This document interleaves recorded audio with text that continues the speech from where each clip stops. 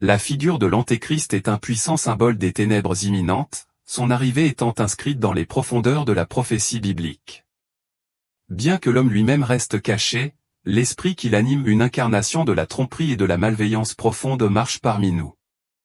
Cet esprit, l'essence même de son être, dégage une présence sinistre, jetant une ombre sur l'histoire humaine en tant que dictateur mondial ultime et personnification de la défiance envers Dieu.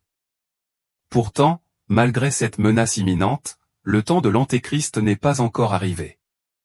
Il reste dans un état d'anticipation, sachant que le moment de son émergence approche. Il attend son heure, un événement crucial qui doit se produire avant qu'il puisse assumer son rôle de pouvoir. Ce moment crucial est étroitement lié à un plan divin plus vaste qui se déroule depuis des siècles. L'Antéchrist en est parfaitement conscient, il est vigilant, observe et attend l'événement spécifique qui marquera le début de son règne de terreur et préparera le terrain pour la confrontation finale entre le bien et le mal. Alors, quel est cet événement qui revêt une telle importance, cette dernière pièce du puzzle qui doit se mettre en place pour que l'Antéchrist accède au pouvoir? Il n'est pas entouré de mystère, mais a été prophétisé dans les Écritures depuis des siècles. Cet événement crucial est la construction du troisième temple.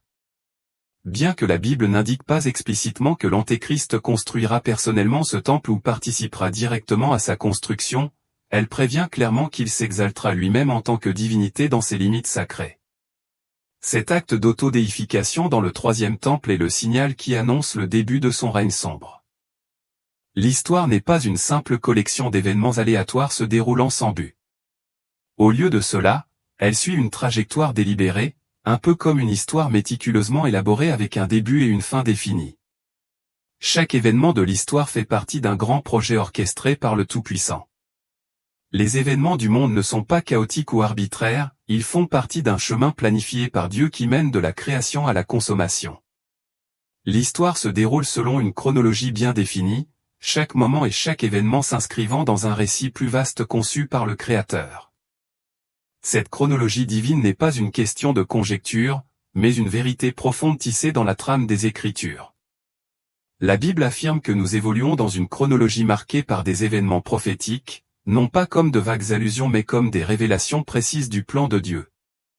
Ces marqueurs prophétiques apportent de la clarté sur ce qui est à venir, nous guidant dans le déploiement de la volonté de Dieu.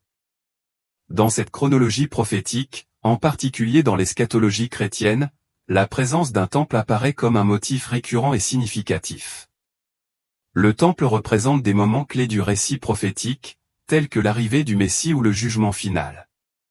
La prophétie a détaillé ces moments avec certitude, révélant que l'avenir n'est pas caché mais dévoilé par la révélation divine.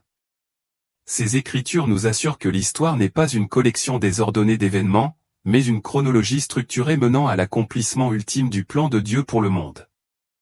Daniel 9h27 résume parfaitement cette essence, il conclura une alliance avec plusieurs pour une semaine.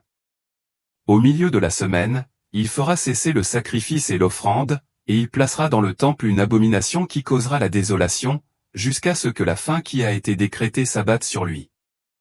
Ce passage met en évidence le rôle crucial du temple dans la chronologie prophétique, illustrant comment des événements importants sont étroitement liés à sa présence et à sa profanation. Les versets de Daniel, Matthieu et 2 Thessaloniciens tissent ensemble une tapisserie vivante et complexe d'images prophétiques, avec le temple au cœur de l'eschatologie de la fin des temps. Le temple n'est pas simplement une structure physique, mais un symbole profond de dévotion et d'adoration spirituelle. Son rôle est central dans le déroulement des événements de la fin des temps, car il sert à la fois de scène littérale et symbolique pour le point culminant dramatique de la prophétie biblique. Daniel 9h27 prédit un moment critique dans une période de 7 ans, où les offrandes et les sacrifices réguliers cesseront brusquement. Cette cessation n'est pas un détail insignifiant mais un signe monumental d'une catastrophe imminente. Pour que les sacrifices cessent, il faut qu'il y ait un temple actif et fonctionnel. Ainsi, la présence du temple est essentielle pour que ces événements prophétiques se déroulent. Il représente la toile de fond dans laquelle se déroulera la lutte finale entre le bien et le mal. L'existence continue du temple est une nécessité prophétique, marquant le compte à rebours jusqu'à la confrontation ultime. La prophétie de Daniel est encore éclairée par Matthieu 24, 15-16, qui décrit l'abomination qui cause la désolation, érigée dans le lieu saint. Cette abomination est un affront grave à Dieu, profanant le sanctuaire même destiné à son culte. Le récit de Matthieu souligne l'urgence de cet événement. Lorsqu'il se produit, ceux qui se trouvent en Judée reçoivent l'ordre de fuir vers les montagnes, soulignant le grave danger qui enveloppera bientôt le monde. 2 Thessaloniciens 2h4 renforce ce récit en décrivant les actions de l'Antéchrist dans le temple. Il s'élèvera au-dessus de tout ce qui est considéré comme divin, s'érigeant en Dieu dans cet espace sacré. Cet acte d'autodéification est un blasphème délibéré et flagrant, marquant un tournant dans la chronologie prophétique. L'abomination de la désolation est plus qu'un simple événement sacrilège, c'est un acte de défi calculé orchestré par l'Antéchrist pour usurper l'autorité divine et profaner le temple sacré. Ensemble, ces écritures décrivent une séquence d'événements centrés sur le temple, soulignant son rôle essentiel dans le drame qui se déroule à la fin des temps. La présence du temple et sa profanation signalent des moments clés du récit prophétique, façonnant le cours de l'histoire alors qu'elle se dirige vers sa conclusion ultime. La référence au prophète Daniel crée un lien puissant entre l'Ancien et le Nouveau Testament, démontrant une continuité sans faille dans la révélation prophétique. Cette continuité rassure les croyants sur le fait que les événements prédits ne sont pas de simples coïncidences, mais sont orchestrés par Dieu et méticuleusement planifiés. Alors que les érudits débattent de la nature précise de l'abomination de la désolation, cette discussion est secondaire par rapport à la question plus urgente qui nous occupe, l'arrivée imminente du temple et les événements terribles qui se dérouleront dans ses limites. La prophétie concernant le temple n'est pas une question de conjecture, mais une prévision claire et alarmante. L'anticipation d'un nouveau temple n'est pas une spéculation, c'est un élément central de la prophétie, et ce qui découle de sa construction n'est rien de moins que terrifiant. 2 Thessaloniciens 2h4 aggrave la situation en décrivant un individu identifié comme l'Antéchrist qui non seulement profanera le temple, mais s'élèvera audacieusement au-dessus de Dieu. Ce personnage n'agira pas seulement avec subtilité, ses actions seront effrontées et blasphématoires. En entrant dans le temple sacré et en se déclarant Dieu, l'Antéchrist commettra l'acte sacrilège ultime. Sa déclaration de divinité dans l'espace sacré est le zénith de la rébellion contre le Tout-Puissant et marque un tournant critique dans la fin des temps. L'objectif principal de l'Antéchrist est d'être adoré, et c'est le point crucial de la marque de la bête. Elle transcende le simple contrôle sur l'achat et la vente, elle concerne fondamentalement l'adoration et l'allégeance. La marque signifie l'acceptation de l'autorité et de la religion de l'Antéchrist. Son but ultime n'est pas seulement d'exercer un contrôle, mais de supplanter Dieu et d'exiger l'adoration et la dévotion qui appartiennent de droit au Tout-Puissant. Cet acte blasphématoire d'auto-exaltation dans le temple sera un moment déterminant de la fin des temps, symbolisant le summum de la rébellion et de la tromperie spirituelle. Apocalypse 14, 9-11 dresse un tableau effrayant du sort qui attend ceux qui adorent la bête et reçoivent sa marque. Le passage met en garde contre les conséquences désastreuses pour quiconque choisit de suivre la bête ou son image, décrivant la colère de Dieu déversée dans toute sa force et le tourment éternel qui s'ensuit. L'image du soufre brûlant et de la fumée incessante du tourment sert d'avertissement sévère du jugement sévère qui attend ceux qui s'alignent sur la bête. Cette prophétie met en évidence une réalité profonde, le monde sera un jour unifié sous la direction d'un seul homme, l'Antéchrist. Cette unité souligne le pouvoir extraordinaire et la tromperie exercée par lui. Le concept selon lequel les gens l'adoreront ou littéralement l'adoreront révèle la profondeur de cette tromperie.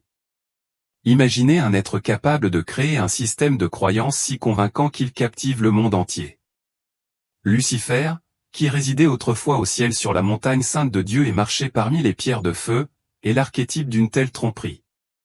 Compte tenu de ses réalisations passées en induisant des milliards de personnes en erreur en les incitant à adopter de fausses religions, il est concevable que Lucifer, par l'intermédiaire de l'Antéchrist, puisse à nouveau tromper le monde à une échelle sans précédent.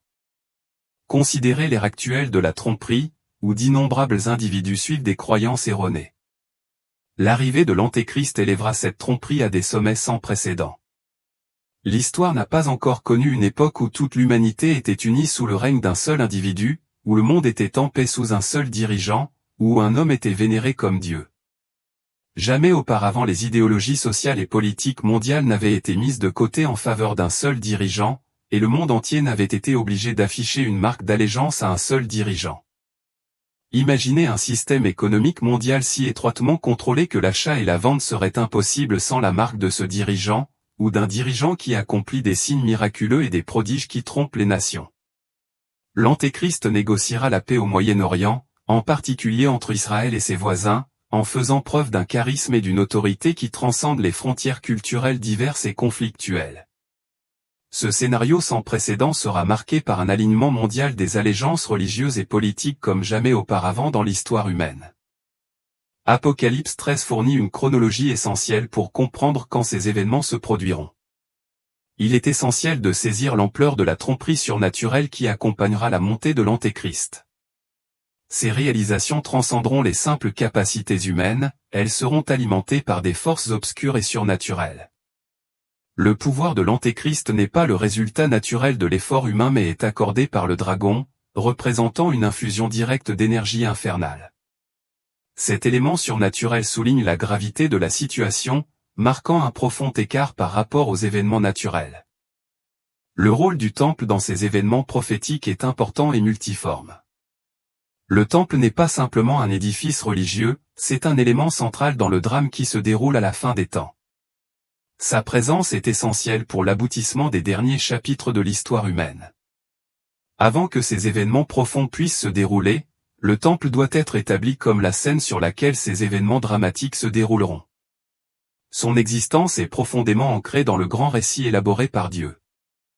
Dans le monde contemporain, la perspective de construire un nouveau temple semble presque invraisemblable compte tenu du paysage politique et religieux actuel. Les conflits existants, les tensions religieuses et les complexités géopolitiques soulèvent des questions sur la manière dont une telle construction pourrait être réalisée sans déclencher de conflits importants. Pourtant, les Écritures nous assurent que cette tâche apparemment insurmontable sera effectivement réalisée. L'Antéchrist se présentera comme une figure de protection et de paix, voire un héros, mais ses véritables intentions seront loin d'être bienveillantes. Cette alliance anticipée et la protection offerte sont à la fois convaincantes et alarmantes, attirant l'attention des théologiens, des érudits et des croyants. Une fois le temple construit, l'Antéchrist révélera sa vraie nature.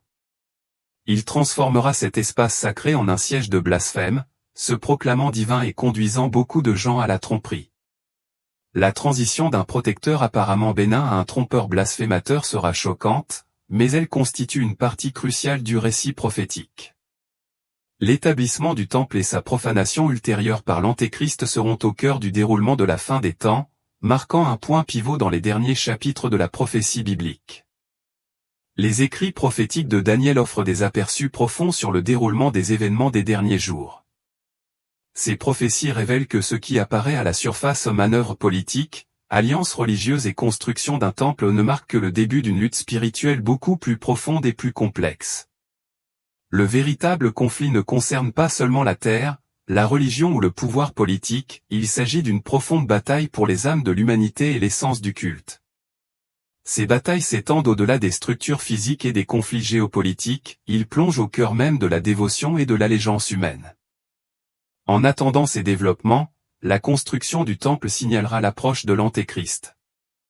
Son ascension apportera avec elle une vague de tromperie et de blasphème, alors qu'il se prépare à s'exalter et à profaner le sacré. L'érection du temple servira de symbole puissant, de marqueur spirituel indiquant que le récit de l'histoire humaine se dirige vers sa conclusion culminante. Pour ceux qui connaissent les prophéties bibliques, ce moment confirmera les prévisions scripturales et servira de rappel solennel des épreuves à venir. Le règne de l'Antéchrist inaugurera une période de profonde transformation. Beaucoup seront attirés par son charisme, sa puissance et ses promesses trompeuses, mais ceux qui connaissent les Écritures sacrées reconnaîtront cette phase comme une partie critique du récit de la fin des temps. Son influence s'étendra sur tous les continents, impactant les nations et les dirigeants par des formes de contrôle à la fois manifestes et subtiles. Son aura apparemment bénigne captivera beaucoup de gens, les conduisant sur des chemins de tromperie qu'ils pensaient autrefois impossibles. Derrière sa façade de charme et d'autorité se cache un réseau de manipulation, de tromperie et un désir insatiable d'être adoré. Cependant, nous pouvons nous réconforter en sachant que le règne de l'Antéchrist sera bref. Malgré sa puissance et sa tromperie, son temps est limité par le plan souverain de Dieu. son règne obscur finira par céder la place au retour triomphal du Christ. Lorsque Jésus reviendra, il brisera tous les mensonges et les tromperies, libérant le monde de l'emprise du mal. Le Christ établira son royaume de vérité, de justice et de paix, et tout genou fléchira, et toute langue confessera que Jésus-Christ est Seigneur.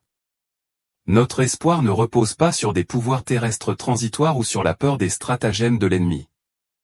Au contraire, notre espoir est ancré dans le Christ victorieux, qui apportera la lumière et la vie éternelle. Malgré les ténèbres qui peuvent nous entourer, le règne de l'Antéchrist n'est qu'un moment fugace dans le grand récit de la rédemption de Dieu. Jésus revient bientôt, et son retour inaugurera une nouvelle ère de vérité divine et de paix éternelle.